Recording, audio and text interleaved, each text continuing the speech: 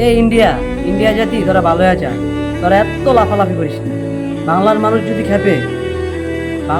যদি খেপে তোরা টিকতে পারবি না। কারণ বাংলার মানুষের সাথে কয়েকটি দেশ সংযুক্ত আছে, বুঝছস? তোরা ভালো হয়ে যা, বাংলার মানুষকে ছোট্ট মনে করে দেখিস না। বাংলাদেশ ছোট হইতে পারে, কিন্তু মামা ছোট মরিচে জাল বেশি, এটা জানোস? এখন তো মামা বাংলার থেকে ইলিশ যাইতাছে না, কি ভাইয়া মশলা কি বেচা হইতাছে না, এই কারণে এত লাভ হইতাছ।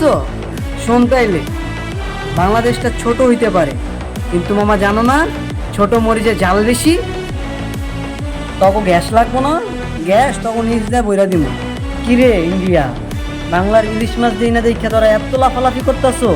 যদি বাংলার মানুষ তোদের যত ধরনের পণ্য আছে যদি বয়কট করে, যদি 1 মাস বয়কট করে, তোরা তো রাস্তায় নেমে যাবি, তোরা তো ব্যবসা করে খাইতে পারবি না। তোরা তো এখন যেরকম গরিব আসুস না, তোরা আরো গরিব থাকবি, তোরা তো উপরে উঠতে পারবি না। তোরা তো উপরে উঠছিস আমা করে দিয়ে, তোদের বাণিজ্য চলে আমাদের দেশে মনে করছ পণ্য বিক্রি করে, বুঝছ না? তোরা ভালো হয়ে যা, তোরা বাংলাদেশ থেকে কলকাতা নিয়ে গেছস, তাই এটা ভাবিস না যে বাংলাদেশকে যেভাবে মন সেইভাবে নাচাইতে পারবি, বুঝছ না? বাংলাদেশ ছোট হইতে পারে, কিন্তু বাংলার মানুষগুলা একটা আগুন, বুঝছ না?